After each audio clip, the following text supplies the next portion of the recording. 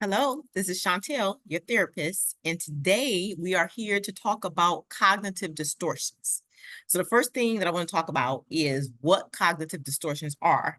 So when you say the word cognitive, that basically has to deal with the brain and our thought process, like how we think about things, okay? So a distortion is something that's distorted. It's like an unclear way of thinking. So a cognitive distortion is an exaggerated or irrational pattern of thought that skews our perception of reality. And it often leads us to believing that the situation that we're in or how we view in a situation is more negative than it actually is. Okay. So we're going to go over just a few of them. It's a lot of cognitive distortion, probably like more than 20, but we're going to probably review maybe like 5, 6, 7, or 8 of them today.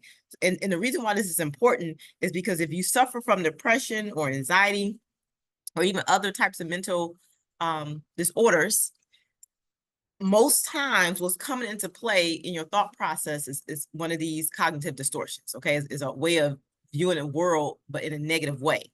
A lot of times we have a lot of negative thoughts regarding ourselves and regarding the outside world. And that's what causes some of our stress, anxiety, depression, or like changes in moods. And it's normally triggered by a situation that maybe occurred in the past and something reminds us of that situation, or maybe we feel insecure or we feel like somebody's judging us, and then it makes us go to these distorted ways of thinking, which is not healthy. So what we're going to talk about is just to give you education, psychoeducation on it. Some of the cognitive distortion is not a healthy way of dealing with it, but it's important that we learn what this is and why we're doing it in order for us to like adjust and make changes for the better. Okay. All right. So the first cognitive distortion that I want to go over is all or nothing thinking, which is black or white thinking.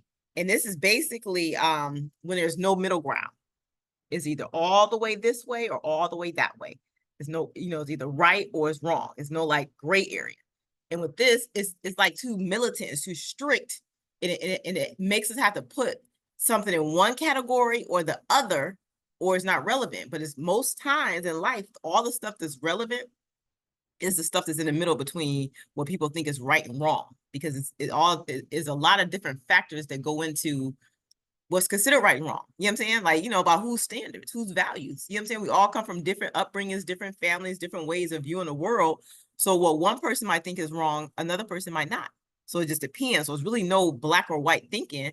Is an extreme way of viewing something and maybe a not so extreme way of viewing something. Or maybe I can look at the situation one way and the other person may look at it another way. And there's a middle ground where you come to understanding.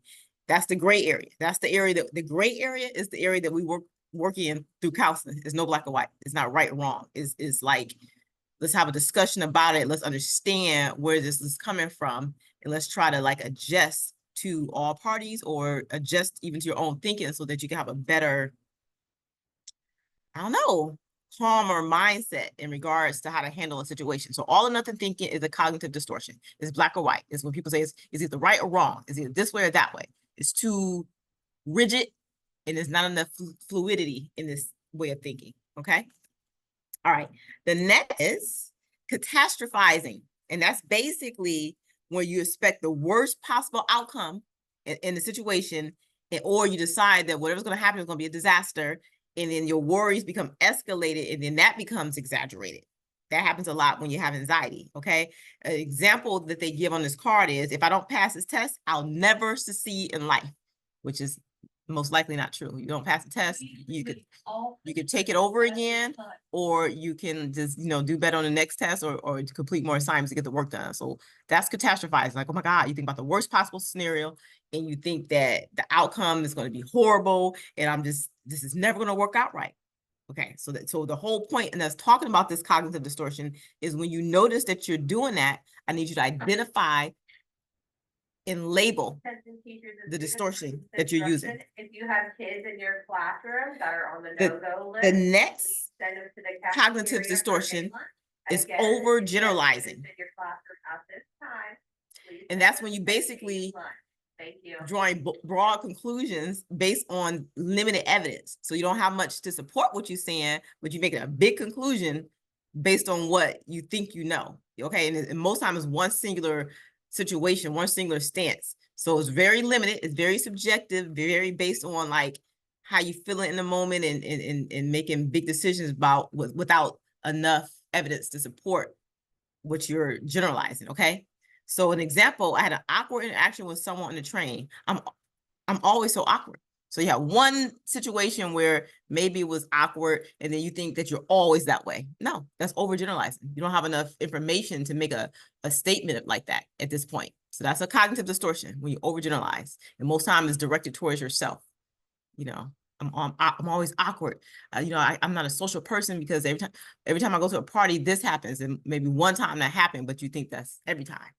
All right. The next cognitive distortion is, let's do labeling, okay? So applying harsh words or label to yourself or others or experiences based on a single event without considering the overall content. So it's kind of like overgeneralizing, but it's labeling. So you'll say, oh, you know, I'm just lazy, or I'm just, you know, you make a negative label to yourself. I have anger issues. You know what I'm saying? You label yourself, it's like it's a self-fulfilling prophecy.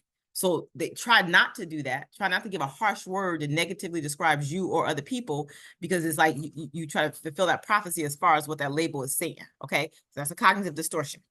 The next one is should statements. So I'll always say with should statements, stop shoulding, shoulding on yourself, okay? So that's basically setting rigid rules for yourself and others and believing that they should or they must or they always must follow this, or this has to be a certain way.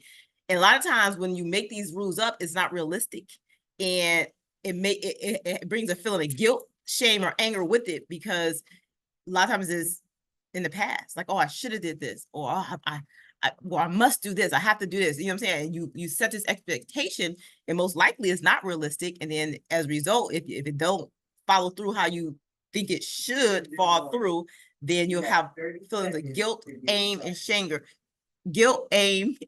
that follows as a result. Okay. All right. So I think the last one I'm going to do is called the fallacy of change for the cognitive distortion. Like I said, it's way more cognitive distortions, but the fallacy of change talks about the thought that other people must change in order for you to be happy. And your happiness is dependent on other people. So external factors around you have to change in order to be happy, which is not true, but that's called the fallacy of change. In order for me to be happy, he needs to stop doing this, or she needs to stop doing this, or he needs to help me with that. That's not true. So it's something you have to learn how to take your control back in the situation and figure out, you know, your anchor, what anchors you and what makes you feel content in this world and this life. You know what I'm saying? Pull from that instead of pulling from other people. Okay, so internal locus of control. What can I do to make the situation better? You know, because a lot of times, you know, you can't depend on people. So that's a cognitive distortion. So let me know which of these cognitive distortions you can relate to. And the reason why is because I want you to start identifying when you do make a cognitive distortion, and so that you can adjust your life or situation around this. Okay, all right, so I'm over catastrophizing now, and you learn how to like calm yourself down. So the first thing with like therapy is identifying, one, your feelings, two, labeling what you're doing. You know, we said labeling is a cognitive distortion, but labeling what you're doing in terms of a cognitive distortion. So you get clear on what it is. You need something concrete to like draw on. Okay, right now I'm kind of anxious and I'm probably over catastrophizing about the situation. Let me write down what's really going on. Let me write down the facts on one column, and over in this column, let me write down how I feel about it, so I can distinguish between the facts of the situation and my feelings. And that way is less likely that I can over catastrophize, because I'm looking at the reality of the situation versus how I feel about the situation.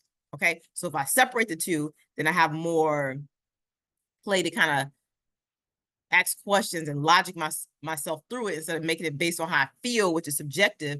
And then I have an emotional response, which is normally like overreaction, anger, frustration, shame, guilt, or just negative thoughts about things. Okay. All right. This is my lesson on cognitive distortions. Let me know which one you do. All right. Bye.